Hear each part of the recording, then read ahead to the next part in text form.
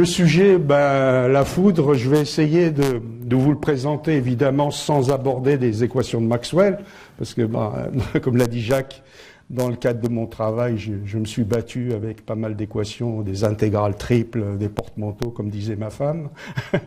Et là, non, j'ai essayé plutôt de viser donc une présentation grand public, et j'espère que vous ressortirez de là en ayant compris un peu à la fois ce que c'est que la foudre, mais c'est surtout avec quelques recommandations pour bien s'en protéger.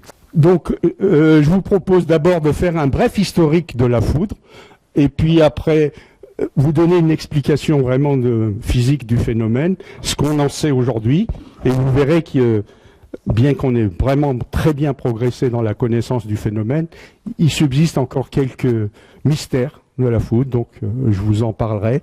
Et puis, comment la foudre vient agresser à la fois les systèmes, que ce soit des bâtiments, des structures, des arbres, ou même des personnes, des êtres vivants. Et puis, on finira évidemment par les recommandations un peu qu'il faut adopter et les gestes qu'il faut adopter pour bien se protéger contre la foudre. Alors, avant de rentrer dans le vif du sujet, j'aimerais juste vous donner quelques définitions et pour que les choses soient claires dans la suite de l'exposé. Donc, la foudre, c'est quoi? La foudre, c'est une décharge électrique. Et donc, quand on dit décharge électrique, on pense tout de suite aux éclairs. Donc, c'est ça. Et elles sont générées dans un nuage. Alors, un nuage, ça peut être un nuage orageux. C'est le plus commun, j'allais dire, des nuages qu'on voit qui engendrent la foudre. Et puis, ça peut être aussi un nuage de cendres.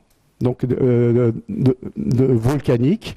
Donc au sein d'un volcan, quand il y a éruption de cendres, il y a évidemment une grosse éruption de cendres volcaniques, et il y a le même phénomène physique, on le verra un peu plus loin, et donc on a aussi création de décharges électriques, donc des éclairs. Donc vous pouvez avoir des éclairs dus à un nuage d'orage, et puis également à un nuage de cendres volcaniques. Alors, le coup de foudre, c'est quoi? Puisqu'on en parlait, le coup de foudre, c'est la décharge qui va frapper le sol. Donc c'est la décharge qui vient du nuage au sol. C'est ça ce qu'on appelle communément le coup de foudre. Par contre, des décharges électriques ou des éclairs, il y en a d'autres. Il y en a en particulier qui se produisent au sein d'un même nuage. Donc vous pouvez avoir des éclairs, on le voit souvent quand vous regardez, il y a de l'orage, on voit dans le ciel ce qu'on appelle des intranuages, puisqu'ils sont dans le même nuage. On peut avoir également des décharges électriques, des éclairs, entre plusieurs cellules orageuses, qui peuvent être éloignées les unes des autres. Et là, c'est ce qu'on appelle des éclairs internuages. D'accord?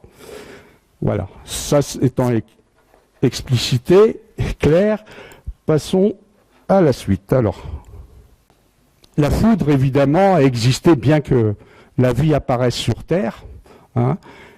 Et on peut se poser la question, et si la foudre avait donné la vie sur Terre? Alors, évidemment, je ne parle pas du docteur Victor Frankenstein qui a réanimé sa créature grâce à la foudre.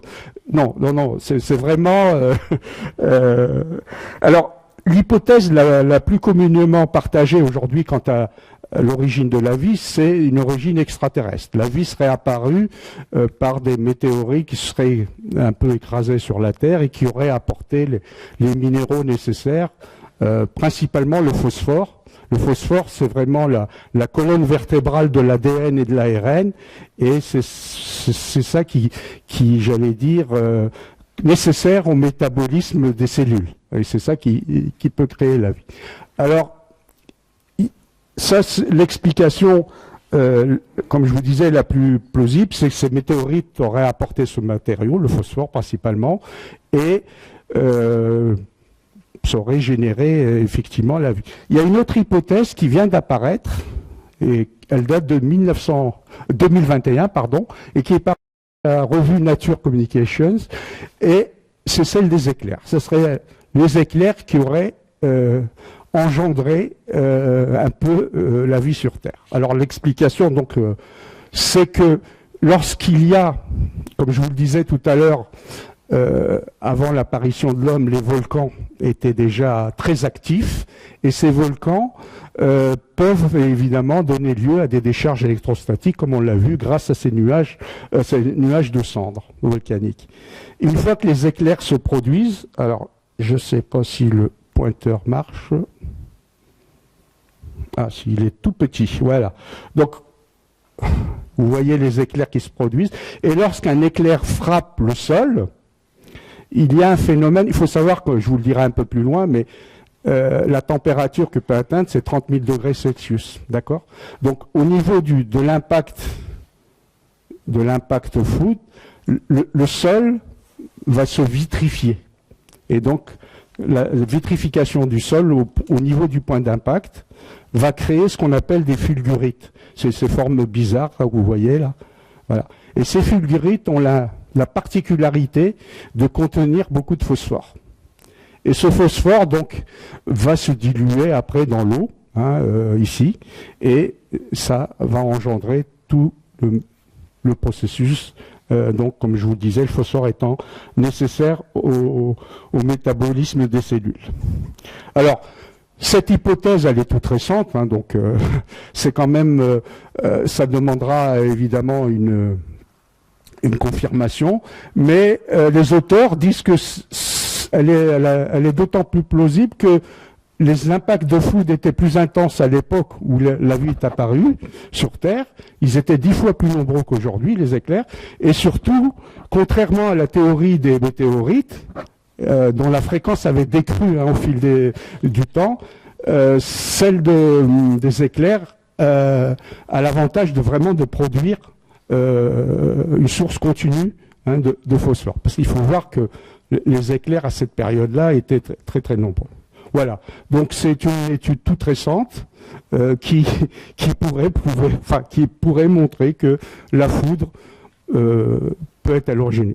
Alors la foudre, elle a un rôle important puisqu'aujourd'hui, elle injecte des particules dans l'ionosphère et cette ionosphère, grâce à cette ionosphère, qu'on est protégé contre tous les rayonnements cosmiques. Donc voilà, bien qu'il y a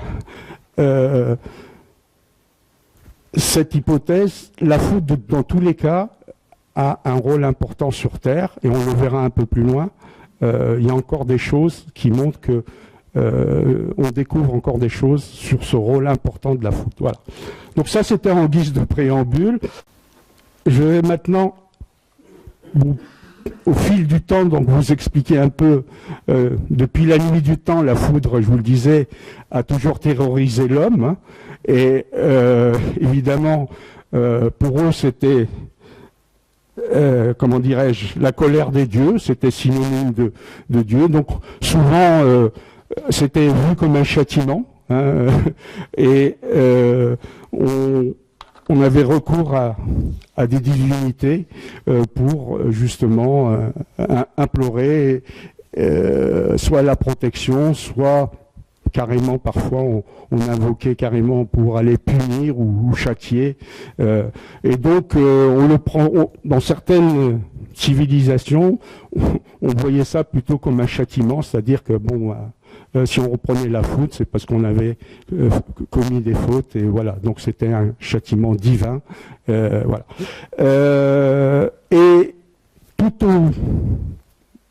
au cours de l'évolution des civilisations, l'homme a toujours cherché à faire appel à des divinités, et donc on va retrouver des représentations de ces divinités dans les différentes mythologies, et je vais en balayer quelques-unes pour vous fixer un peu les idées. Alors, de l'Antiquité jusqu'au début du siècle, on a retrouvé par exemple ici dans la civilisation babylonienne un sceau cylindrique qui date de 2000 ans avant Jésus-Christ et qui représente ici un dieu sur ce sceau, donc un dieu qui gouverne les météores. On le voit là brandissant donc un fouet, et puis une divinité féminine qui tient des éclairs. Voilà, le feu du ciel, les éclairs.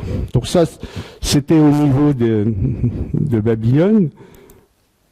Si on regarde au niveau de la civilisation égyptienne, bah là c'était le dieu Ra qui, avec son agent Horus, avait défait le dragon Apep. Et là vous avez Horus qui tient une lance, symbole de la foudre. Dans la mythologie chinoise, c'était le dieu Lai Tzu qui gouvernait le mystère de la foudre.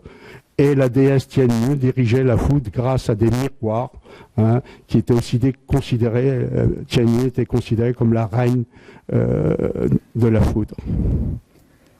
Alors on continue notre voyage à travers les civilisations. Chez les Grecs, Jean-Marie parlait de Zeus tout à l'heure, évidemment, c'est le père des dieux, donc qui vainquit le typhon serpent qui crachait le feu, donc il lançait les éclairs grâce à Vulcain qui lui fabriquait ces éclairs dans ses forges.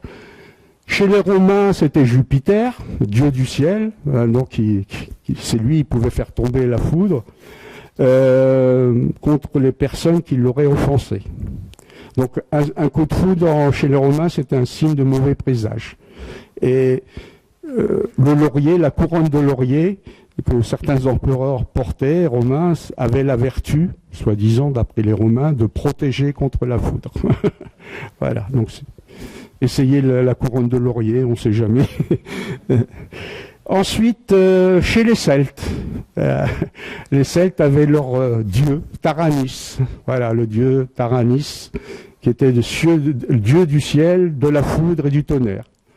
Donc on le représentait souvent avec un petit sceptre qui était avec des éclairs dessus, et puis une roue, bon, il y a des explications qui disent que c'était la roue du chariot du tonnerre, et donc c'est ça qui faisait le grandement. Voilà. Donc c'est la légende celte. Alors, au Moyen-Âge, en France, par exemple, on croyait toujours au pouvoir de certaines personnes qu'on appelait les tempestari, qui avaient soi-disant le pouvoir de faire tomber la foudre sur les personnes. Donc les gens allaient consulter ces tempestari pour leur demander de châtier le voisin qui leur avait fait du tort ou toute autre personne. Mais bon, c'était un peu très, très à la mode. Et puis chez les Alsaciens, eux, quand il y avait de l'orage, la règle voulait de mettre une bassine d'eau pour empêcher la foudre de frapper. Et donc la bassine d'eau avait comme magie d'attirer la foudre et de la faire évanouir. Voilà, ça c'était les Alsaciens. Et puis toujours au Moyen-Âge, vers l'an 900, le pape Jean IX ordonne de sonner les cloches comme moyen de défense contre la foudre. Voilà, donc dès qu'il y avait de la foudre, on ordonnait aux bedauds de sonner les cloches. Inutile de vous dire qu'un certain nombre de bedauds y ont laissé la vie, parce que évidemment la foudre frappait en premier lieu les clochers qui étaient les points les plus élevés. Vous donner l'idée en 1718 sur Brest, il y a eu un orage réputé qui a duré des jours entiers, et c'était le mois d'avril, et c'était en vendredi saint, donc jeudi et vendredi, et cet orage a vraiment fait des dégâts. Et du côté de l'église qui était à Gouenou, pas loin de Brest, le curé avait demandé de faire sonner les cloches, et ce jour-là, il y a eu plus de 3 morts de sonneurs de cloches, quoi. Mais cet orage-là reste très célèbre. D'ailleurs, dans les explications qu'on trouve, c'est de là que viendrait l'expression tonnerre de Brest, parce que cette journée a été mémorable. Voilà. Alors, au XVIIe siècle, toujours, avant de vous parler de René Descartes, les feux de Saint-Elme. Donc les feux de Saint-Elme, la légende veut que Saint-Elme était perdu dans les flots au large de Saint-Malo, et il a été secouru par un navire. Et donc, en guise de remerciement, il promet aux marins que dès qu'il y aurait de l'orage, il enverrait des feux pour les prévenir que, évidemment, la tempête gronde, et voilà. Donc ça, c'est la légende. On verra un peu plus loin l'explication physique de ces défauts de Saint-Elme qui apparaissent en haut des mâts. Mais ça, c'est la légende de Saint-Elme. Donc au XVIIe siècle, René Descartes, qui était quand même le père de la philosophie et puis un grand mathématicien, avait quand même aussi écrit des bêtises en ce qui concerne la foudre. Il avait donné l'explication, globalement, c'était un nuage plus lourd que l'autre qui tombait sur un nuage, et cette chute, évidemment, créait le tonnerre, hein, et bon, évidemment, loin de là, et donc il va falloir attendre le début du XVIIIe siècle, avec les progrès, quand on va commencer à vraiment faire les premières expériences électriques pour se rendre compte de la nature électrique de la foudre. Alors là, il y a un certain nombre de personnages clés qui ont joué une histoire importante. Principalement, c'est au niveau des expérimentations, sur les premières expérimentations sur l'électricité, on a commencé à faire les premières machines électrostatiques, des boules de verre qu'on frottait, et puis dès qu'on rapprochait, ça faisait des petites étincelles, des petits arcs électriques. Alors ça, c'est dans les salons de physique, c'était la grande mode. Donc un homme qui est l'abbé Jean-Antoine Mollet en France a vraiment vulgarisé un peu ses expériences, hein. Et puis le gros progrès est principalement dû à cette bouteille, la bouteille de LED, donc qui avait été inventée par Peter von Musschenbroek, un Hollandais. Alors le nom, tout le monde l'a oublié, et tout le monde retient la bouteille de LED. LED, c'était la ville où il est né, donc on retient plutôt la ville que le nom. Et globalement, c'était une bouteille de verre, donc dans laquelle on avait mis de la grenaille de fer et enrobée à l'extérieur de feuilles métalliques. Et donc, on venait la charger avec la machine électrostatique dont je parlais précédemment. Et quand on mettait en contact les deux bornes, deux électrodes, c'est-à-dire celle du haut, celle du bas, ça faisait des arcs. Donc, finalement, c'est ce qu'on appellerait aujourd'hui un condensateur, hein, moderne. Donc ça, c'était vraiment la vraie découverte, et ça permettait de tirer des petites étincelles. Et Benjamin Franklin, j'en parlais un peu plus après, mais lui déjà avait repris ses bouteilles de lait, et il en a mis une centaine, comme ça, les unes à côté de l'autre, et les relier entre elles, et pour augmenter la taille et la puissance de ces condensateurs, globalement. Donc. Et le fait d'avoir mis ces bouteilles les unes à côté des autres, ça lui a fait penser à une batterie d'artillerie. Hein. Et donc du coup, il a appelé ça batterie. Donc le terme batterie vient de là. Benjamin Franklin, on retient souvent son nom grâce à l'expérience du cerf-volant. Donc lui, il a commencé à vouloir tester la nature un peu électrique de la foudre en essayant avec un cerf-volant et un fil de lin. Et il a réussi à tirer avec une petite clé qui avait accroché au fil de lin des petites étincelles. Alors inutile de vous dire qu'il a eu beaucoup de chance, parce qu'il aurait pu... s'il y avait eu un éclair, là il a tiré des étincelles, c'est juste un problème de décharge, parce que le nuage s'est un peu déchargé, mais pas assez pour... S'il y avait eu un éclair, il est resté, il est avec son fils, je pense que le fils il serait resté aussi.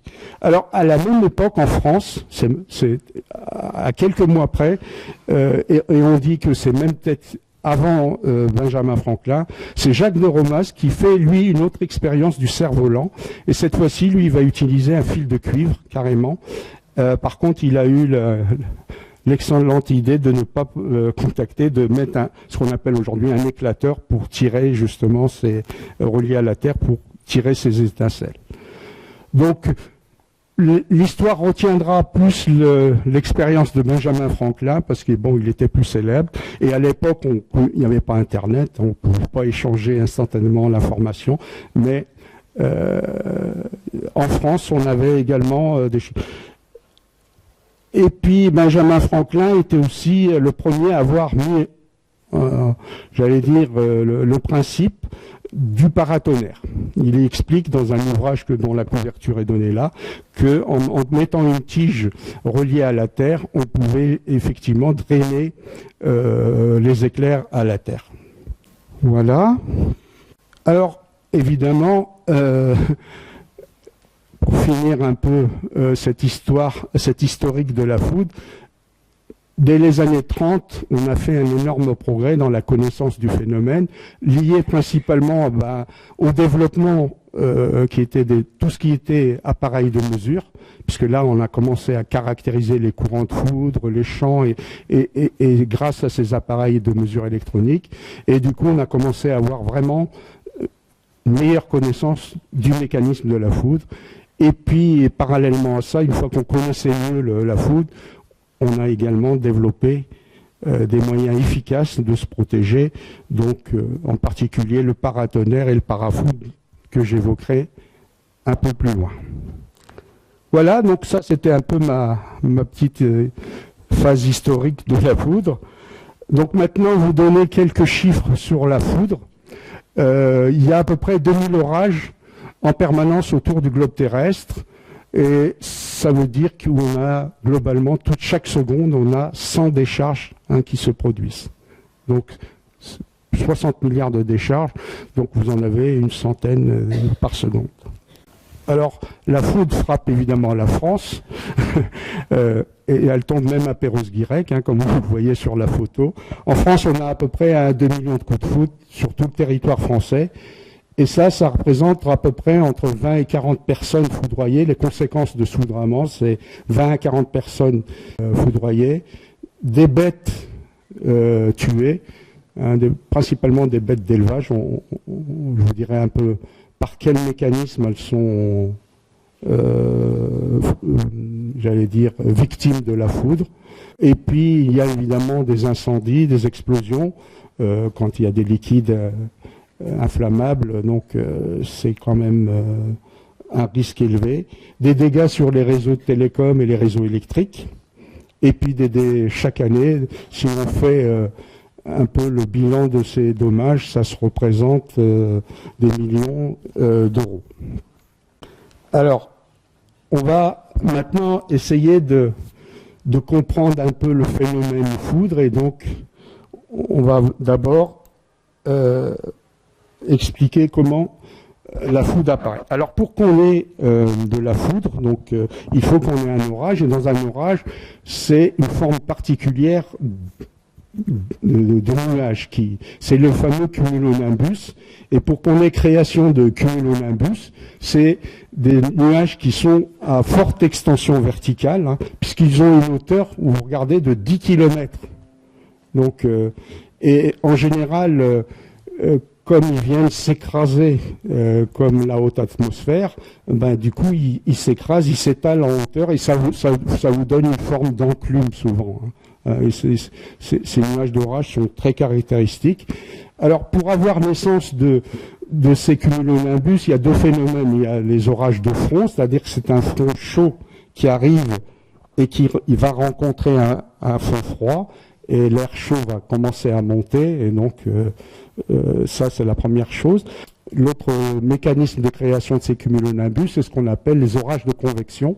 C'est quand le sol commence à chauffer, et à ce moment-là, l'air chaud commence à monter, c'est au pied des montagnes souvent.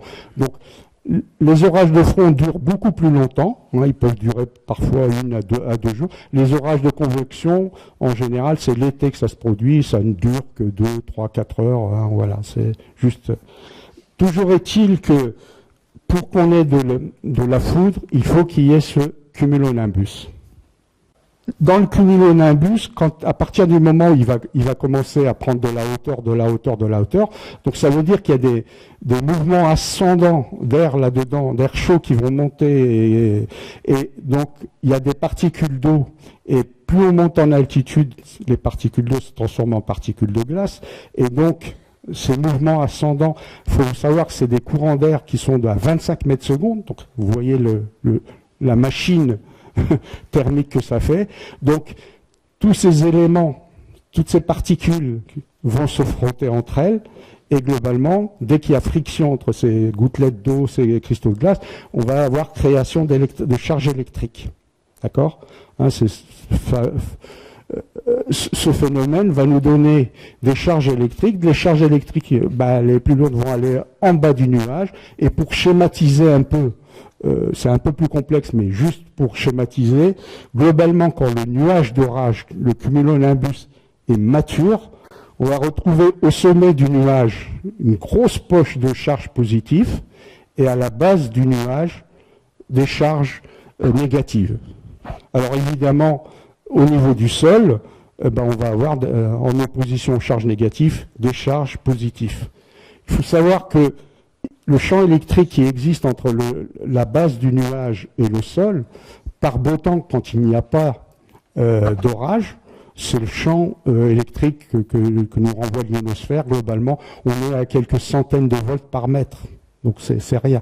Mais dès qu'on est en dessous d'un cumulonimbus comme ça, qui est mieux, on est à 10 000 volts par mètre, 10 000 volts par mètre. Ça veut dire que la tension, hein, je vous ai même mis une équation quand même, la tension qui existe entre le nuage et le sol est de 400-500 mégavolts, d'accord, hein, sachant qu'on a une distance de 10 km.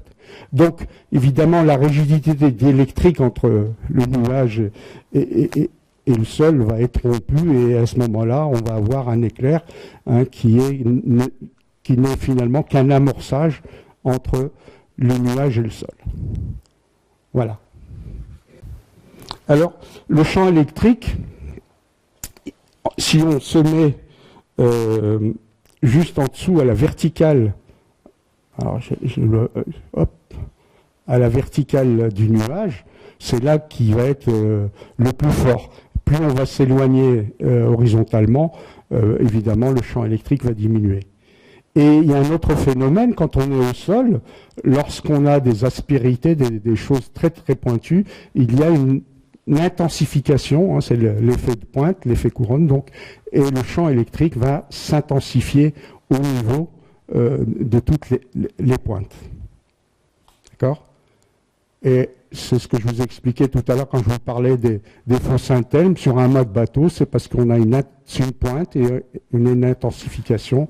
Et donc, à un moment, il y a des petites effluves, des petites étincelles qui se créent. Voilà, ça c'est pour vous donner comment est réparti le champ électrique. Alors maintenant, on va voir comment se produit l'éclair à proprement parler. Donc, on part d'une cellule cumulonimbus, donc oui, ça c'est avant de vous parler de la création de pardon pour moi, je vais plutôt présenter les différentes phases. J'étais un peu en avance de phase, moi. Différentes phases de la cellule orageuse. Donc il y a évidemment la phase de naissance, comme je vous l'ai expliqué, qui va commencer à donner ses mouvements ascendants, et puis ensuite le cumulonimbus commence à grandir, et puis quand il est vraiment en maturité, c'est là vont commencer les éclairs. Donc ça commence par des éclairs intranuages, intranuages, et puis ensuite on va avoir les premiers éclairs nuage-sol qui vont se produire, et en même temps on a des précipitations, hein, de la pluie, de la grêle, et puis ensuite il va se produire ce qu'on appelle la phase d'effondrement, c'est-à-dire que là, il va commencer à se dissiper tout doucement, se séparer, tout en gardant une activité électrique. Et puis, ensuite, la dissipation totale, où il va se séparer en différents petits nuages, et avec une activité électrique qui va se réduire. Alors, en termes de sévérité orageuse, on n'est pas tous égaux face à la foudre. Il y a des régions qui sont beaucoup plus foudroyées que d'autres. Et pour traduire cette sévérité orageuse, on utilise la densité de foudroiement. Donc cette densité de foudroiement, c'est le nombre d'impacts au kilomètre carré par an. D'accord ? Donc vous voyez, elle varie on va dire de 1 à 50. Et les régions qui sont en noir ici, c'est là où il y a la plus forte intensité. Donc globalement, vous retrouvez la région des tropiques. Hein, c'est là où il y a vraiment les orages les plus nombreux. Bon. En France, si vous regardez, on n'est pas, bon, on n'est pas dans les régions les plus critiques, hein, d'accord? Là, vous voyez, au niveau des tropiques, là, c'est vraiment des zones très, très foudroyées. Alors, si on regarde un peu en détail au niveau de la France, voilà. Donc là, vous avez la densité de foudroiement, évidemment sans grand mystère, hein, la région des Alpes est celle qui est la plus foudroyée. Et nous, en Bretagne, on est un peu bien lotis, hein, finalement. Alors, bon, c'est vrai qu'on n'est pas, j'allais dire, très foudroyé. Par contre, je vous le dirai un peu plus loin, il y a différents types d'éclairs. Il y a les positifs et les négatifs, mais retenez pour le moment que les positifs sont plus intenses, ils ont des intensités plus fortes par rapport aux négatifs qui sont les plus... Il y a à peu près 90% dans les éclairs qui tombent qui sont négatifs, mais il y en a 10% qui sont positifs et qui ont des intensités de courant de foudre très fortes. On parle de 400 000 ampères. Et par rapport à la moyenne des négatifs qui est de l'ordre de 20 000 ampères à peu près, vous voyez, donc l'échelle. Et l'autre particularité des coups de foudre positifs, d'une part, c'est qu'ils durent plus longtemps. Donc ils ont une durée plus longue. Donc en termes d'énergie, hein, si vous le produit temps par l'amplitude, vous voyez, ça fait quand même beaucoup plus d'énergie. Et en Bretagne, on a la particularité d'avoir pas mal d'orages d'hiver. D'orages positifs qui se produisent souvent en hiver, l'automne à l'hiver à peu près, voilà. Donc je vous réexpliquerai un peu plus loin les positifs et les négatifs, mais c'était juste par rapport au fait de se dire tiens, on est un peu verni, et l'autre élément défavorisant de la Bretagne, c'est qu'on a un sol granitique et donc la résistivité du sol est un phénomène aggravant pour tout ce qui est surtension et effet de la foudre. Voilà. Alors, en termes de décharge foudre, il y a les nuages, les éclairs qu'on connaît le plus souvent, celles qui sont communément connues, c'est les éclairs qui se produisent entre le nuage et le sol, donc qui viennent frapper soit la maison, soit l'arbre, soit le sol. Mais je vous ai dit, il y a également des éclairs qui se produisent au sein même d'un nuage, hein, ce qu'on appelle les intranuages. Et puis, il y a les éclairs intranuages qui se produisent entre deux nuages ou deux cellules orageuses. D'accord. Alors, juste pour mémoire, le plus grand éclair qu'on a mesuré, il faisait 760 km. Et c'est un éclair entre deux cellules, et il a été mesuré en 2020 au-dessus du Mississippi, de la Louisiane et du Texas. Donc c'est quand même macroscopique, hein, j'allais dire. Alors, j'en viens maintenant au mécanisme de création de l'éclair, nuage-sol, donc le coup de foudre. Comment le coup de foudre est créé? Eh bien, si on part de notre cumulonimbus qui est bien mature, hein, il est extension verticale 10 km, la base du nuage est là, et vous vous rappelez, grosse poche de nuages positifs au sommet et une grosse poche de charge négative à la base du nuage. Donc l'éclair va commencer, et au niveau du sol, par opposition aux charges négatives, des charges positives. Donc l'éclair va commencer par un mécanisme de traceur. Un traceur qui va se déplacer du nuage, de la poche de charge négative, et qui va se déplacer vers le sol par des bonds. C'est un traceur qui va se déplacer par des bonds de 10 mètres, des bonds un peu dans tous les sens, tout en progressant vers le sol. Alors il arrive parfois que même plusieurs traceurs sont en compétition, hein, et donc il va se continuer à progresser vers le sol par bonds. Et évidemment, il draine des charges négatives avec lui. À l'approche du sol, va apparaître ce qu'on appelle des traceurs ascendants, qui vont aller à la rencontre du traceur descendant. Donc, ces traceurs ascendants, ils peuvent partir d'un arbre, d'une cheminée ou même d'un brin d'herbe, hein, sur la pelouse. Il n'y a pas.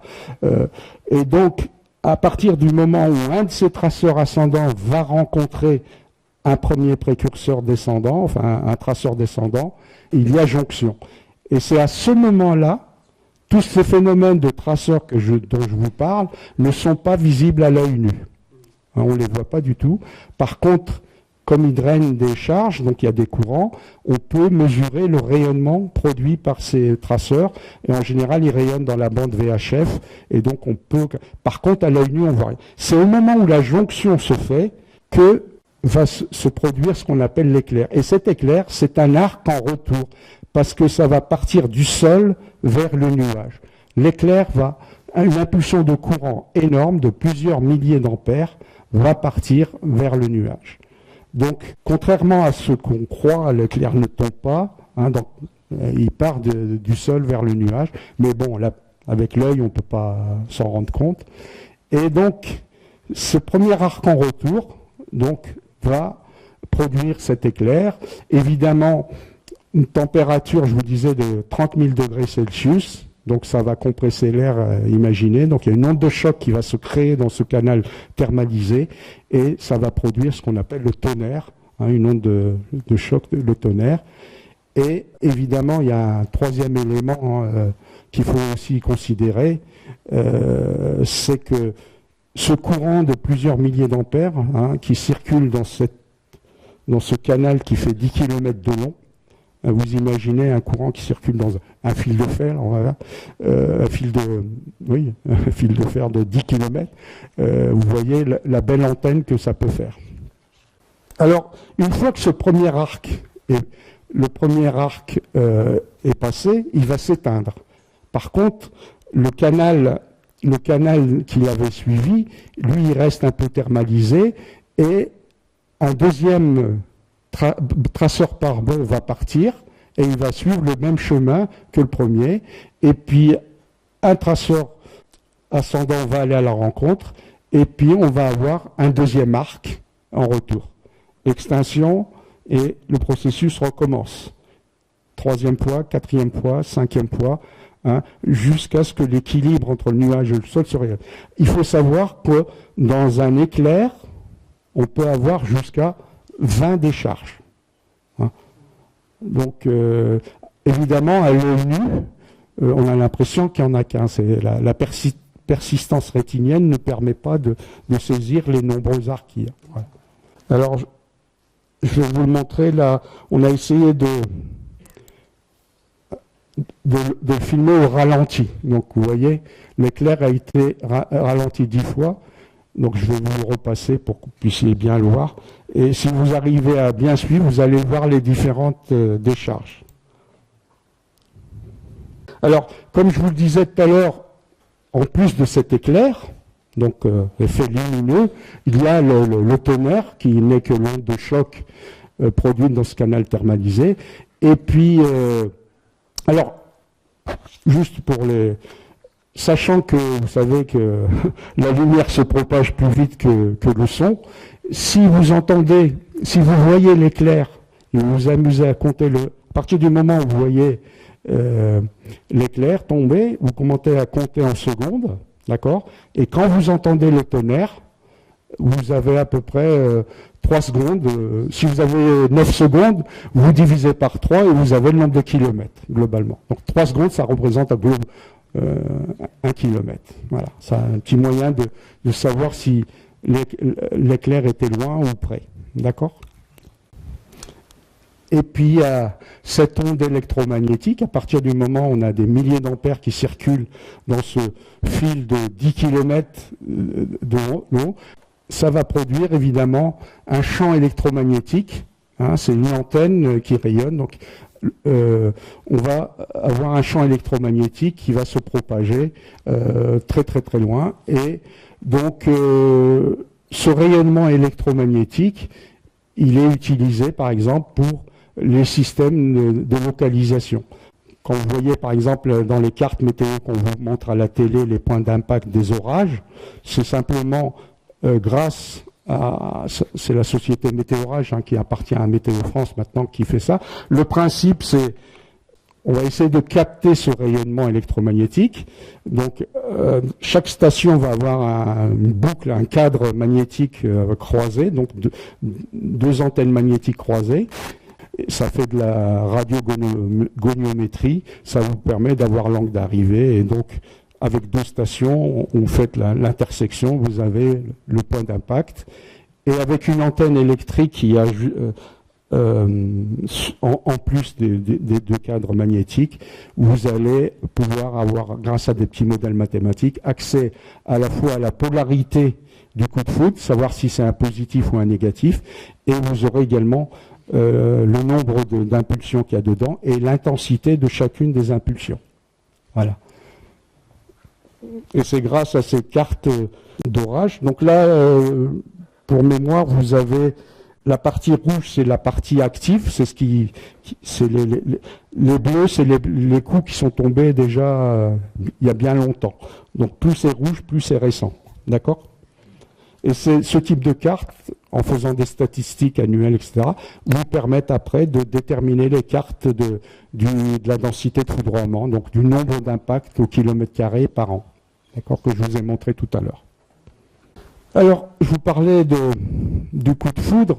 En fait, compte, jusqu'ici, j'ai surtout parlé d'un seul coup de foudre. En réalité, il y en a 4. Et donc, celui qui est le plus communément courant, j'allais dire, celui qui est dans nos régions en France et dans nos régions tempérées, c'est le coup de foudre descendant négatif. D'accord ? C'est-à-dire que là, comme je vous l'ai expliqué tout à l'heure, le traceur, il part de la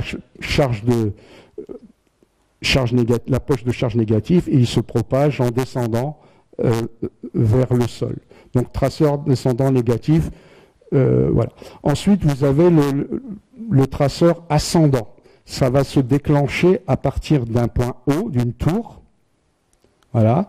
Et il va drainer ici des charges positives, donc ça sera un traceur ascendant positif. Vous avez le traceur descendant positif, donc là il va démarrer vers la poche de charge positive qui est généralement en haut du nuage, et il va drainer des charges positives, donc c'est un traceur descendant positif. Et le dernier, qui est le traceur ascendant négatif, part donc d'une pointe en drainant des charges négatives. Voilà. Donc les plus courants, celui-là, il représente 90% des cas. Le positif, ici, c'est 10% des cas, si j'arrive à le voir, voilà, ici. Et cela n'arrive que très rarement, c'est 1% des cas, sur des structures, il faut vraiment avoir des structures très très élevées. Voilà. Type Tour Eiffel ou des choses comme ça. Alors, vous avez deux photos ici qui vous montrent à peu près ce que c'est qu'un éclair descendant. On voit que les ramifications là, vont vers le sol. Et puis, alors, les ramifications que vous voyez, ça, c'était les précurseurs dont je vous parlais tout à l'heure. À partir du moment où il y a un arc, je vous disais, elles n'étaient pas visibles à l'œil nu. Évidemment, au début, tant qu'il n'y a pas l'éclair, dès que l'éclair se produit, ben, il illumine un peu tous ces traceurs. Et puis, ben là, vous avez un arc ascendant. D'accord? Pareil. Alors, je vous disais, bon, on a fait beaucoup de progrès dans la connaissance de la foudre, mais il y a encore quelques mystères. Dans les années 90, à partir de l'espace, on pensait jusque-là que tout l'univers de la foudre, c'était en dessous, hein, entre le nuage et le sol, et tout se passait là. Et on s'est aperçu qu'au-dessus du cumulonimbus, jusqu'à une centaine de kilomètres, avaient lieu des phénomènes lumineux très bizarres. Donc ces phénomènes, c'est des grands cercles de lumière rouge, qu'on appelle des elfes, et puis des feux follets, là, des sprites, comme ça, très lumineux, phénomènes lumineux très rouges, des jets bleus, et même des émissions de rayons gamma. Alors, là vous avez des sprites qui ont été photographiés au-dessus de la cordillère des Andes, et là c'est un jet bleu qui est photographié par un passager d'un avion. D'accord. Donc ces phénomènes, on essaie de trouver des explications. C'est principalement lié au phénomène des champs électriques. C'est une des explications qui est donnée, qui crée. Mais l'hypothèse, là, on est vraiment dans une machine qui se comporte comme un générateur, un accélérateur de particules presque. Et donc, c'est un sujet encore assez méconnu. Et le CNES justement avait pour objectif d'étudier, de lancer un satellite pour vraiment se concentrer sur ces phénomènes.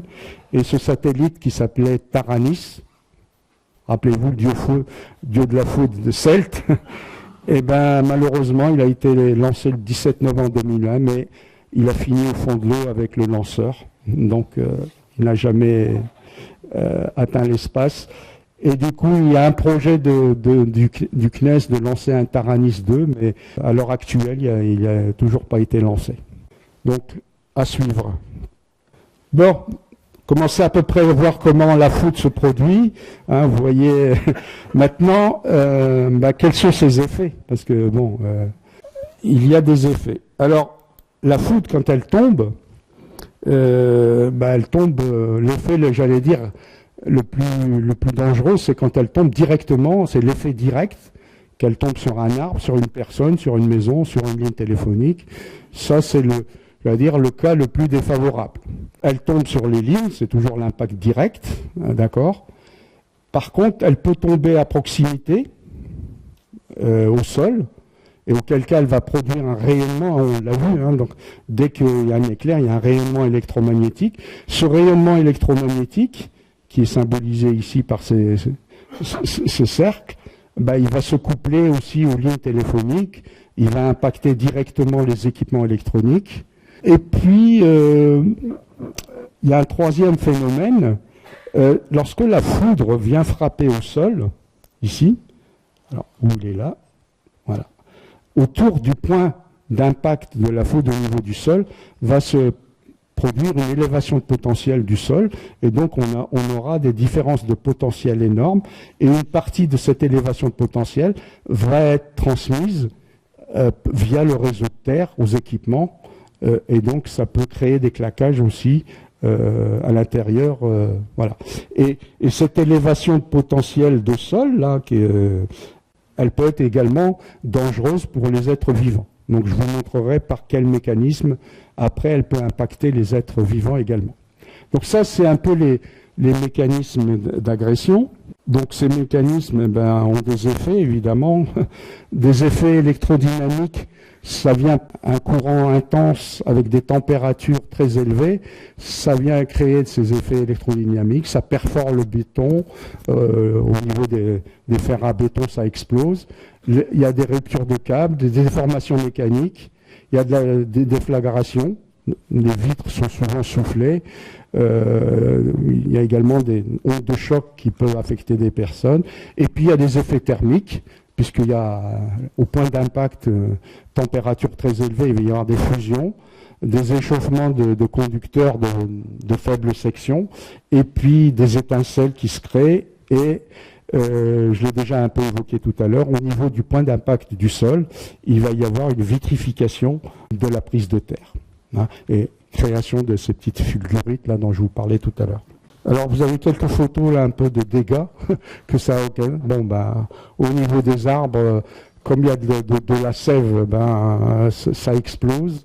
Les équipements électriques dès qu'il y a du noir, c'est que la foudre est passée par là. Des câbles de télécom qui fondent complètement. Et puis des avions. Là vous avez un avion japonais qui décollait. Un Boeing 707, je crois, et voilà. La foudre rentre par le cockpit, en général, par le nez de l'avion, et elle sort par la queue, voilà, et hop, là, elle vient atteindre le sol. Donc des accidents, il faut savoir qu'un avion de ligne se fait foudroyer 3 ou 4 fois par an. Hein. Bon, donc aujourd'hui, il y a des normes très très strictes, vraiment... pour la protection des aéronefs, et donc ils peuvent traverser sans problème. Mais il y a déjà eu dans les années 70, par exemple, un avion de la Pan Am qui a pris la foudre et un réservoir de carburant a explosé, donc 80 morts avec les membres de l'équipage. En Égypte, dans les années 60, c'est un réservoir d'essence qui était sur les hauteurs de la ville, et puis évidemment toute l'essence en feu, c'est plus de 300 morts. Donc il y a encore des effets assez considérables, d'où, on le verra un peu plus loin, la nécessité de mettre en œuvre des moyens de protection. Alors, au-delà des effets directs, je vous parlais des rayonnements électromagnétiques qui sont indirects, mais bon, ce champ électromagnétique va venir se coupler avec tout ce qui est boucle magnétique, que ce soit les câbles, les réseaux de masse. Donc, ça va créer sur toutes les lignes électriques, les lignes de télécom, des surtensions, des impulsions foudres qui vont arriver jusqu'aux extrémités des câbles, là où sont connectés les livebox et les compteurs électriques, tout ce qu'on veut, tous les équipements électroniques, et du coup, ça aussi, ça peut faire mal aux équipements. Il faut savoir qu'à 1 kilomètre d'un coup de foudre, des tensions peuvent atteindre 100 volts par mètre carré de boucle inductif. Voilà. Donc pareil, dans les équipements électronique, vous retrouvez du noir, donc ça c'est signe que la foudre est passée par là. Vous voyez là aussi des composants détruits. Alors maintenant on va s'intéresser au foudroiement des êtres vivants. Donc il y a à peu près 4 types de foudroiement qui sont mis en œuvre lorsqu'une personne est foudroyée. Le premier, c'est le foudroiement direct. Là, comme je vous le disais, la foudre vous tombe dessus, pas de bol. Là, vous êtes traversé par une partie du courant de foudre. Et donc, heureusement, souvent c'est des courants superficiels parce que comme on sue, etc., j'allais dire, le courant il va passer en superficie du corps. Et donc ça limite un peu les mais bon, sur les personnes foudroyées, il y en a 10% qui meurent, quoi, globalement. Donc voilà. Ça, c'est l'effet, pas de chance, c'est vraiment le coup le plus dur. Ensuite, il y a le foudrement latéral, c'est-à-dire que la foudre tombe sur un arbre, par exemple, et vous êtes à proximité d'un arbre, et il y a un arc latéral, une partie du courant de foudre va suivre le tronc de l'arbre, et l'autre, pardon, je reviens en arrière. Ici, il y a un arc latéral qui se développe et qui vient frapper la personne qui est sous l'arbre. Voilà. Donc, maintenant, vous comprendrez pourquoi il ne faut pas se mettre sous un arbre quand il y a de la foudre.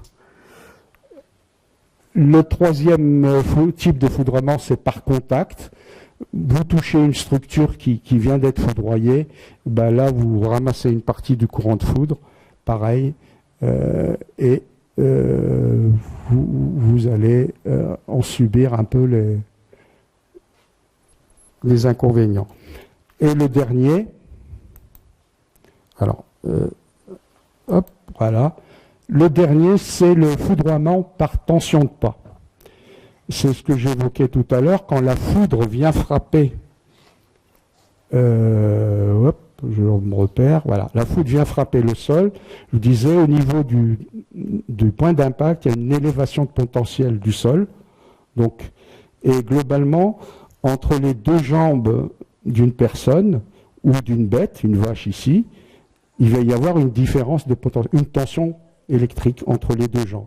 Cette tension électrique aura pour objet de faire passer un courant électrique à travers le corps, et ce courant électrique qui traverse le corps va créer un problème cardiaque, de fibrillation cardiaque, et donc c'est souvent un arrêt cardio-respiratoire. Donc là, si on ne porte pas les premiers gestes tout de suite de secours, ça peut finir très mal. Donc voici les 4 mécanismes d'agression d'un être vivant. Alors je vous ai mis un peu ce que je vous expliquais tout à l'heure, la tension de pas. Donc voilà, la foudre tape ici, au niveau du sol. Bon, une petite équation quand même, j'ai pas pu m'empêcher. La différence entre les deux pieds A et B, elle est égale, vous voyez, elle est proportionnelle à la résistivité du sol, d'accord, si c'est un sol granitique, c'est aggravant, Hein, donc, du coup, et à l'intensité du courant de foudre. Plus l'intensité du courant de foudre est forte, plus évidemment la différence de tension va être importante. Donc là, vous avez un footballeur qui, on voit le point d'impact, là, vous voyez, là c'est des figures de Lichtenberg, c'est ça, hein, donc ces fameuses qui se créent. Et là, évidemment, la tension de pas, là. Et en bas, vous avez tout un troupeau qui a été décimé par ce mécanisme de tension de pas. Alors, les brûlures que la foudre engendre, il y a des effets qui sont liés justement au foudrement direct, donc de nature thermique, électrique. Il y a je vous disais tout à l'heure, atteinte des organes internes, des arrêts cardiaques parfois, quand il y a un problème de fibrillation, et brûlure de la peau. Donc la foudre, en général, elle rentre toujours souvent par un point et elle sort par un autre. D'accord ? Souvent, c'est les pieds. Hein, donc on trouve toujours au niveau des pieds ce genre de brûlure. Ouais. Donc il y a des effets quand même qui sont liés cette fois-ci aux effets indirects de la foudre, des effets acoustiques qui peuvent produire des ruptures de tympan ou des surdidités, des effets lumineux, donc provoquer des atteintes oculaires, bon c'est pas grave mais ça peut arriver, des effets de souffle, donc qui provoquent parfois des hémorragies internes ou des traumatismes, et puis les effets thermiques, c'est surtout les incendies que la foudre peut provoquer, les conséquences indirectes, donc voilà. Donc c'est souvent la foudre, elle tombe à côté, mais ça peut provoquer des chutes ou des brûlures indirectes. Bon, on a à peu près maintenant vu les mécanismes d'agression. Il est temps de voir comment on se protège. Alors, la protection contre les coups directs, la première chose, c'est de se dire, c'est le paratonnerre. D'accord ? Le paratonnerre va essayer quand la foudre va tomber, de drainer le courant de foudre et de l'emmener vers la terre pour éviter que la foudre choisisse un chemin, si c'est une maison, qu'elle passe à travers la maison, ou les câbles, etc., pour faire plein de dégâts, soit les personnes, soit les équipements. Donc le paratonnerre a pour fonction de drainer le courant de foudre. Alors attention, un paratonnerre n'attire jamais la foudre. C'est pas le paratonnerre qui attire la foudre. Hein, parce que souvent on dit je vais pouvoir. Non, comment on l'a vu le mécanisme des traceurs tout à l'heure, c'est vers les 10 derniers mètres que le traceur ascendant. Donc, mais le traceur descendant, lui, il a déjà choisi son chemin. Donc, c'est pas la présence du parafoudre qui va. Vous n'auriez pas de parafoudre, de paratonnerre, pardon. Et la confusion, le lapsus est révélateur. Le paratonnerre, je vous disais, n'attire pas la foudre. Donc si vous n'en aviez pas, la foudre serait tombée sur la maison, de toute façon. Donc le fait d'en avoir un, c'est que vous captez le courant de foudre et vous le drainez vers la terre. Mais ça empêche qu'il aille faire des dégâts. Donc il y a 3 types de paratonnerres. Donc au-delà du paratonnerre de Benjamin Franklin tout à l'heure que j'évoquais, qui est la tige simple qu'on met au-dessus d'une structure. Donc on appelle ça la tige de Franklin, par rapport à Benjamin. Donc c'est juste une tige et qu'on vient relier à la terre. Ici, on connecte un conducteur de descente de cuivre qu'on va relier à la terre. Quand c'est une structure métallique comme la Tour Eiffel par exemple, il n'y a pas besoin de rajouter le conducteur de descente, c'est la structure elle-même qui va écouler à la terre. Ça c'est la tige. C'est le modèle, le paratonnerre le plus courant et le plus simple. Par contre, si vous mettez sur ce bâtiment qui est à droite une seule tige, vous voyez bien que ça ne va pas protéger tout le bâtiment. Donc on va utiliser ce qu'on appelle une cage maillée, c'est-à-dire qu'on va mettre plusieurs pointes, vous voyez, tac, tac, tac, et on va les relier entre elles par des conducteurs de cuivre. Et pour faire une cage maillée, c'est vraiment. Et on relie tous les conducteurs de descente à la terre. Donc ça, c'est c'est le meilleur moyen de protection, c'est le plus recommandé quand on a des structures. En Allemagne, par exemple, ils préconisent que le cage maillé. Même les paratonnerres simples, ils n'en veulent pas, ils veulent obligatoirement que ce soit des cages maillées. Et le dernier, donc le troisième, c'est les fils tendus. Ça, c'est typiquement utilisé sur, par exemple, les aires de lancement de fusée. Donc on entoure la fusée de 4 piquets et puis on tire des fils tendus. Voilà. Donc ça, c'est un moyen vraiment dédié à ce type de structure. Voilà, ça, c'est les 3 types de paratonnerres qu'on rencontre. Alors, il y en a un quatrième. Il y en a un quatrième qu'on appelle un paratonnerre à dispositif d'amorçage PDA. Donc ça, c'est en France, beaucoup de constructeurs de PDA, enfin il y en a 3 ou 4, et en plus la normalisation française autorise, la réglementation autorise l'utilisation de ce type de paratonnerre, alors qu'au niveau international, à part 2 ou 3 autres pays comme le Portugal, le Brésil, c'est pas recommandé.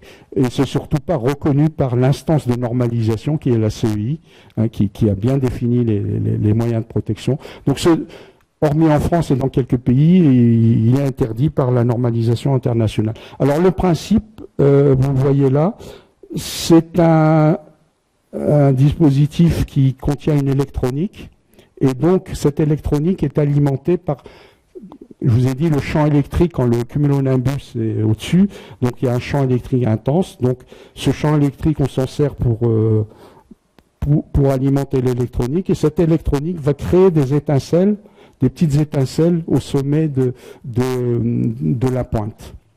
Il y a un autre type de parafoudre dont j'ai pas, de paratonnerre, pardon, dont je n'ai pas parlé, c'est dans les années 30, on a essayé toujours un peu faire des paratonnerres radioactifs. Donc on mettait un élément radioactif qui, soi-disant, ionisait, c'était sur le même principe. Bon, c'était pas très efficace, ça a été abandonné, et surtout que, bon, avoir des sources radioactives, c'était pas génial pour l'environnement. Donc, il y en a encore quelques-uns qui traînent dans la nature, et donc pour les démonter, c'est pas facile. Là. Voilà. Donc ça, c'était la protection contre les coups directs à l'aide de paratonnerres. Maintenant, pour protéger contre les surtensions induites, donc la foudre tombe soit au niveau du sol, soit sur une structure, ça crée un champ électromagnétique. Ce champ électromagnétique nous crée des surtensions sur nos lignes. Et ces surtensions, si on ne fait rien, elles vont attaquer directement et détruire nos équipements. Donc il faut, à l'extrémité des lignes, on va utiliser ce qu'on appelle des parafoudres. Alors, c'est là où la langue française est mal foutue, parce que quand je parlais de tout à l'heure de protection contre la foudre directe, on a utilisé le mot paratonnerre. Le tonnerre, finalement, il n'a aucun effet, le tonnerre. On aurait dû appeler ça parafoudre. Et on a appelé ça paratonnerre. Et puis là, pour se protéger contre les surtensions, on a appelé ça parafoudre. Bon, donc, ça s'appelle aussi parasurtenseur. Donc, parasurtension, donc c'est bien contre les surtensions. Voilà. Mais bon, c'est les bizarreries de la langue française, c'est comme ça.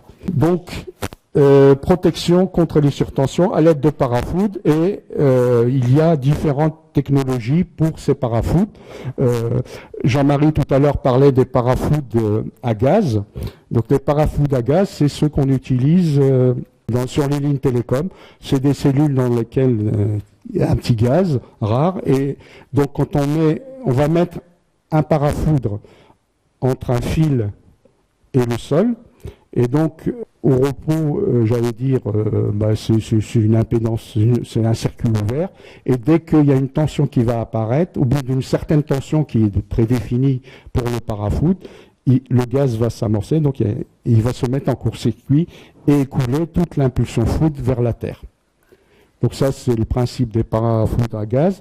Sur les lignes d'énergie, c'est plutôt des varistances à oxyde de zinc qui sont utilisées.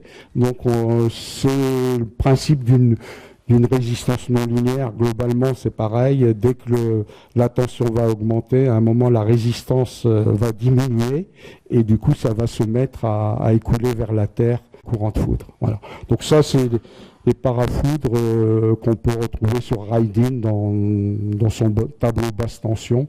Hein, si vous avez besoin de vous protéger chez vous, vous pouvez mettre ce type de parafoudre. Sur les réseaux data, les réseaux informatiques, on intègre directement dans des connecteurs comme ça des petites diodes, c'est des composants de protection semi-conducteurs qui sont intégrés là-dedans. Et puis pour les réseaux de télé, ce qui est à base de câbles coaxiaux, là on va mettre un éclateur dans un connecteur coaxial. Ici, le parafoudre à gaz est mis entre j'allais dire le conducteur externe du coax et le conducteur interne. Et évidemment, il faut écouler à la terre. Et donc, c'est par le biais de ce connecteur qu'on va mettre à la terre le parafoudre. Voilà. Donc ça, c'est les éléments de protection qu'on utilise contre les effets de la foudre. Et puis, dans les bâtiments, évidemment, le champ électromagnétique va également rentrer dans les structures, dans les bâtiments et attaquer, illuminer directement nos équipements et toutes les boucles qu'il y a dans les maisons, dans les structures vont générer des surtensions.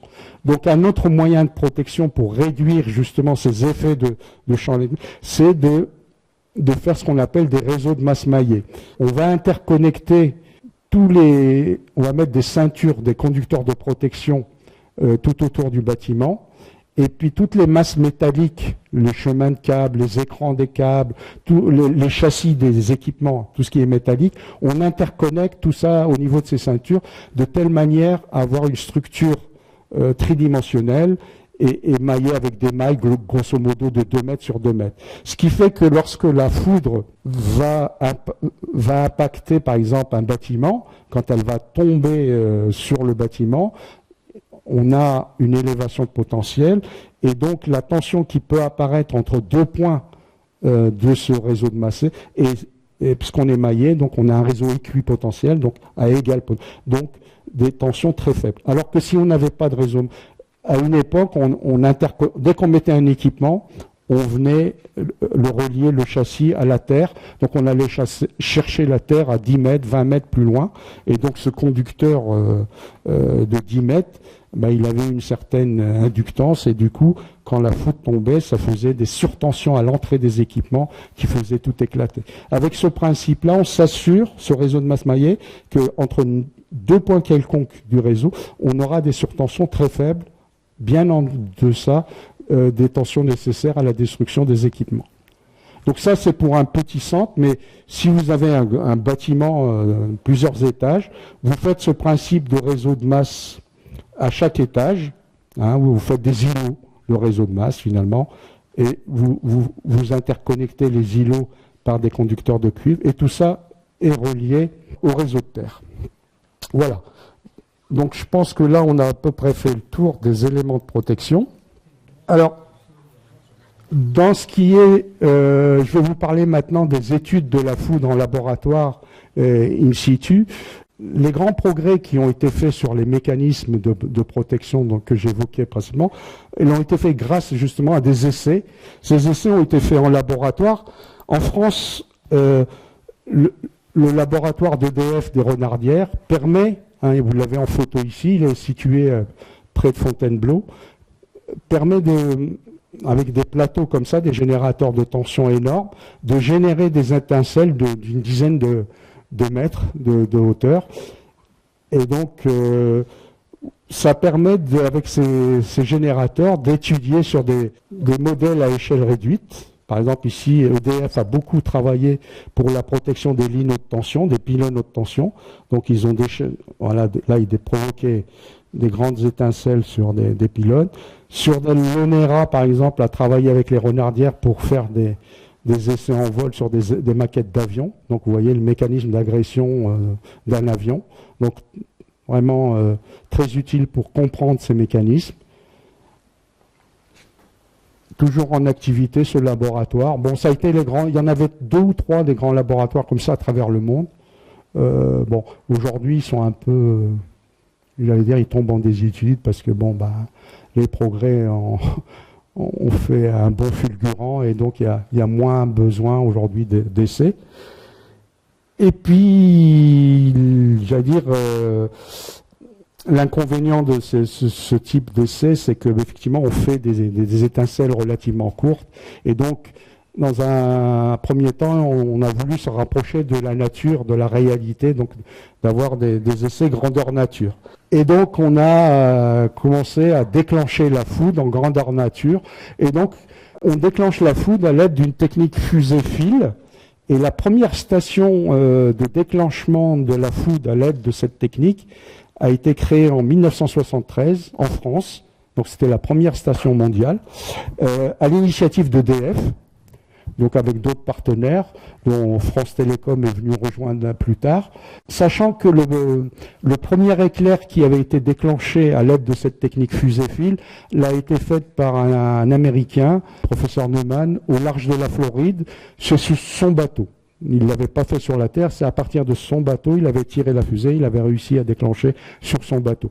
Mais la première station terrestre, c'est celle de Saint-Privat-d'Allier. Après, bon, il y en a eu d'autres à travers en Floride, aux États-Unis, au Japon, au Brésil aussi. Donc, le principe, c'est utiliser une fusée de type paragrèle qui emporte avec elle un dérouleur de fil de cuivre. On vient attacher l'extrémité du fil de cuivre au point d'impact où on veut que la foudre tombe et on envoie, quand les conditions sont bonnes, on mesure le champ électrique au sol. Et quand on voit que l'éclair naturel est imminent, parce que grâce à la valeur du champ, je vous disais, par beau temps on est à 100 volts par mètre, mais sous un cumulonimbus, ça varie très très vite. En quelques secondes, vous passez de 1000 volts à 10 000 volts. Donc le but, c'est savoir-faire, c'est de tirer au bon moment, pas attendre trop longtemps. Si vous attendez trop longtemps, l'éclair naturel se produit, il faut aller ramasser le fil de la fusée, il fait quand même 1000 mètres. Et donc, si vous tirez trop tôt, vous n'avez pas assez de champ électrique, donc pareil, vous ne déclenchez pas. Donc, il y a un petit savoir à faire. Donc, ce que je vous propose, c'est de vous passer un petit film qui va vous montrer la station de Saint-Privat-d'Allier. Comme je vous le disais, dans les années 80, c'est France Télécom, EDF s'est retiré, c'est France Télécom qui a repris la direction de la station. Et les premiers essais étaient plus orientés connaissance du phénomène foudre, découplage avec sur les lignes. Et en 90, on a fait une campagne d'une grande envergure.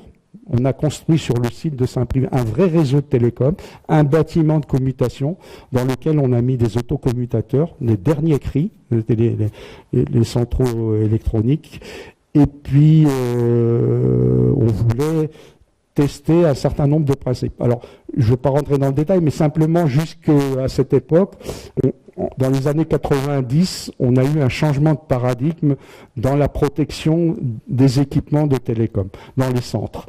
Jusqu'ici, dès qu'on introduisait un nouvel équipement dans le central téléphonique, on le connectait à la Terre, comme je vous le disais, on allait chercher la Terre avec des connexions et on se battait pour faire des prises de terre d'un homme, on cherchait à baisser la valeur de la prise de terre d'un homme, et donc en normalisation, dans la COM5 de l'UIT qu'évoquait tout à l'heure Jacques, on avait travaillé sur cette notion de réseau de masse. Et le principe était de dire il faut interconnecter, plutôt que d'aller faire un maillage, enfin mise à la terre en étoile, il faut faire des réseaux de masse, interconnecter tout ce qui était métallique. Et du coup, avec ce système-là, vous n'avez pas besoin de dépenser de l'argent pour faire des prises de terre de 1 ohm. Ça ne servait à rien. Avec une prise de 50 ohms, même 100 ohms, avec un réseau de masse maillée, peu importe la valeur, vous ne risquez rien. Mais il faut voir qu'à l'époque, c'était une révolution au sein de France Télécom et on avait quelques résistances au niveau des services d'exploitation. Et donc, on voulait leur montrer que ça marche. Et donc, on a fait une expérience grandeur nature avec un bâtiment, 2 centres téléphoniques dedans, dernier cri, et on fait tomber la foudre sur le bâtiment. Donc, c'est ce petit film qui a été réalisé dans les années 90. Vous me verrez apparaître vers la fin dans ce film, il y a 33 ans. Donc j'avais un peu plus de cheveux, un peu plus...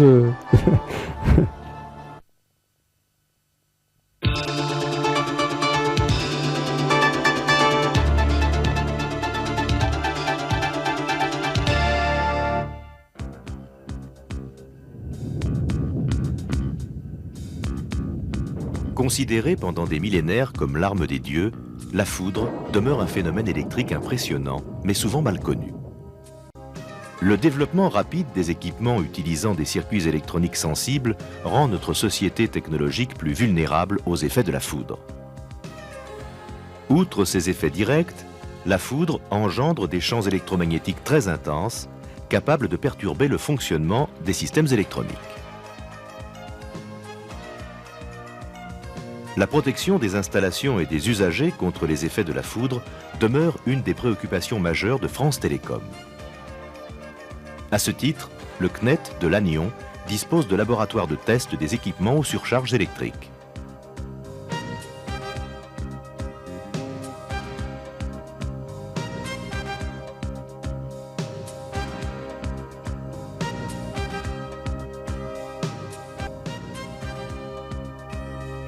Mais définir des principes de protection ne suffit pas.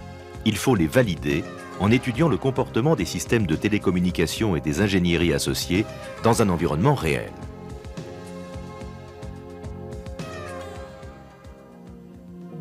La station de déclenchement artificiel de la foudre de Saint-Privat d'Allier, créée à l'initiative d'EDF et du CEA, est gérée par le CNET depuis 1979. C'est ici qu'en 1990 ont été mises en œuvre un grand nombre d'expériences à l'initiative de France Télécom et de ses partenaires industriels. En même temps, des constructeurs automobiles testaient des systèmes électroniques embarqués et les universités de Mons et de Lausanne menaient leurs propres expérimentations.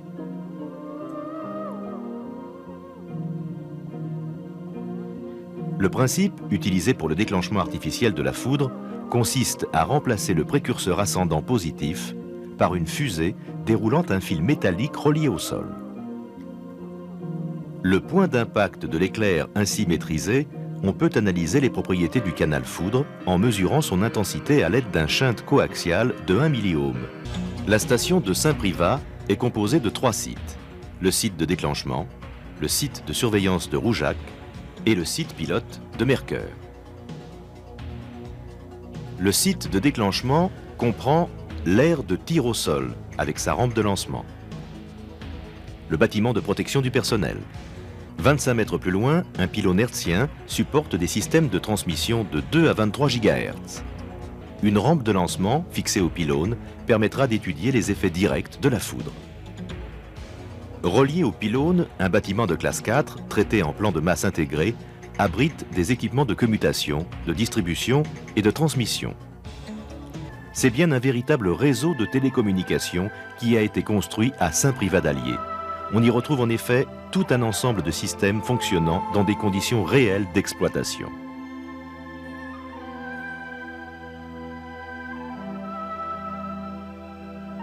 Dans la salle de veille de Mercœur, l'évolution des fronts orageux est suivie sur un terminal connecté au réseau de surveillance météorage. Dès qu'un orage se prépare, la station foudre est mise en alerte. Quand la valeur du champ électrostatique atteint le seuil critique, le périmètre dangereux est isolé. Champ négatif, moins 2 kV, moins 2 kV 5, moins 2,7, moins 3 kV, moins 3,5, moins 4 kV, moins 4 kV 5, moins 4,7, moins 5 kV, moins 5,5, on se prépare, moins 5,7, moins 5,9, moins 6 kV, attention pour un tir, 5, 4, 3, 2, 1, feu. 1, 2, 3, déclenché, tir réussi. L'éclair donnera lieu à l'enregistrement de milliers de données qui seront par la suite dépouillées et analysées. Ainsi, les expérimentations de 1990, malgré une faible activité orageuse, ont permis d'étudier le comportement des systèmes de télécommunication dans leur environnement réel et de confirmer le bien fondé des principes de protection mis en œuvre, au moins lorsque le point d'impact de la foudre est situé à quelques dizaines de mètres des matériels de télécommunication. Les effets directs de la foudre seront analysés dans une prochaine campagne en lançant une fusée à partir du pylône hertzien, le fil métallique étant raccordé au réseau de masse de l'installation. Mieux caractériser le phénomène foudre, mieux connaître ses effets sur le réseau, c'est favoriser le développement de matériel robuste. C'est aussi garantir la sécurité des usagers et leur offrir une qualité de service encore améliorée.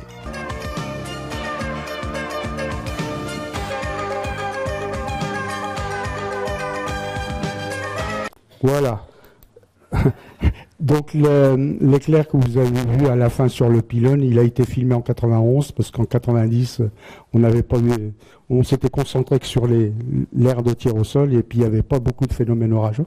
Et donc celui qu'on a eu en 91, il a fait 50 000 ampères, donc directement sur le bâtiment et rien à broncher. Les deux centraux, celui d'Alcatel et d'Ericsson, hein, on était en partenariat avec les constructeurs, n'ont pas on n'a eu aucune casse, et donc ça avait fini par convaincre les plus sceptiques. Voilà, donc je reprends le fil de mon exposé, puis je vais essayer d'avancer parce que je vois que l'heure tourne. Donc aborder la dernière partie qui nous concerne un peu plus, c'est les recommandations pour se protéger contre la foudre. Voilà, donc on va commencer d'abord, comment se protéger chez soi. Il y a quelques règles à respecter. Fermer immédiatement les portes et les fenêtres qui peuvent amener la foudre par l'extérieur vers l'intérieur. Éviter de téléphoner sur sa ligne fixe, donc la fibre optique, il n'y a pas de souci. Le mobile, il n'y a pas de souci non plus. Mais bon, comme on le disait tout à l'heure, il y a encore quelques lignes de cuivre. Débrancher le câble antenne de la télévision et l'éloigner au moins d'1 mètre de la prise. Si aucun parafoot, bon, on vend aujourd'hui des parafoot sur certaines multiprises. Éviter d'utiliser les appareils électrodomestiques tels que les sèche-cheveux. Éviter de prendre un bain parce que effectivement les canalisations peuvent conduire à la foudre. Et puis ne pas utiliser de chaudière et ne pas toucher les radiateurs. Donc c'est du bon sens, mais c'est bien de le dire. Voilà. Donc les transparents seront disponibles sur le site d'Armor Science et donc tous ces bons conseils, vous les aurez. Alors, à la campagne, éviter les activités extérieures exposant au foudroiement direct. Éviter de porter un objet métallique émergeant au-dessus de la tête, un parapluie par exemple. Rejoindre si possible un abri, logement, grotte, église ou même voiture. La voiture, c'est une très bonne cage de Faraday, hein, donc en plus les pneus vous isolent pas mal. Et puis bon, s'il y a claquage, ça va aller directement de la carrosserie au sol. Essentiel de s'écarter des objets culminants tels que les arbres, les poteaux, les éoliennes, et de pas s'abriter sous un arbre. On a vu pourquoi. Hein. Donc de toute façon, si vous êtes coincé en forêt qu'il y a que des arbres, essayez de vous mettre sur le plus petit arbre. Tant qu'à faire, ça arrive. Hein. Bon, sinon la règle c'est de se tenir à 3 mètres de tout arbre. En groupe, il ne faut pas rester groupé, s'éloigner. C'est surtout la tension de pas et la tension par amorçage. Quand les personnes, s'il y en a un qui est frappé et que vous êtes à côté, vous ramassez aussi. Donc, pas rester groupé. Et puis, la bonne position à adopter, c'est vraiment à genoux, accroupi, position fœtale, parce que éviter d'avoir les genoux, les pieds écartés, hein, à cause de cette tension de pas dont on parlait tout à l'heure. Et puis éviter de se baigner dans un lac ou dans la mer. On a vu que même sur une surface plane, un seul brin d'herbe suffisait à déclencher, pas à déclencher, mais au moins à servir de point d'impact, à déclencher un traceur ascendant et donc être le point d'impact de la foudre. Alors la montagne, un alpiniste doit s'éloigner des pointes et des arêtes, ça c'est là où il y a les concentrations de champs électriques les plus fortes. La meilleure façon de se protéger contre un coup direct, c'est se réfugier dans un ressaut. Évidemment, il faut trouver les ressauts, mais ça peut en montagne, ça peut exister. Pas se plaquer contre la paroi. On a vu justement que par contact, on pouvait être foudroyé. Et puis, ça peut être aussi dangereux de s'abriter dans une petite infractuosité ou une petite grotte ou rester près de l'entrée. Donc, si vous êtes dans une grotte, mettez-vous plutôt au milieu, pas contre les parois et pas près de l'entrée. Et puis, en montagne, c'est surtout qu'un choc, même acoustique, la foudre tombe à côté, on peut lâcher prise, et donc c'est un effet indirect, donc important. Et puis à la mer, pour finir, donc cherchez à rejoindre, si vous êtes la rive, si c'est possible, le plus vite possible. Sur une grande surface d'eau, un bateau, ça reste quand même un point d'impact privilégié pour la foudre. Il y a un effet de concentration de charge électrique au niveau du mât, et donc il y a de grandes chances d'être impacté. Alors le seul moyen de se protéger dans ce cas-là, c'est de relier le mât métallique d'un bateau à l'eau par une chaîne qu'on laisse traîner et qui plonge dans l'eau. Et puis sur les voiliers dont le mât est en bois, il faut faire un petit paratonnerre à l'aide d'une chaîne métallique enroulée autour du mât et puis la faire plonger dans l'eau. D'accord ? Voilà les bons conseils pour se protéger. Donc tous ces conseils, vous les retrouverez sur le site de l'APF, c'est l'Association Protection Foudre. Donc vous pouvez aller, je vous ai mis le lien. Vous avez pas mal de brochures pour comment vous protéger en mer, vous protéger à la montagne, chez soi, etc. Donc pas mal de conseils, de témoignages. Donc sur le site, je vous incite à le visiter. Voilà, j'en ai terminé. Je vous remercie pour votre attention.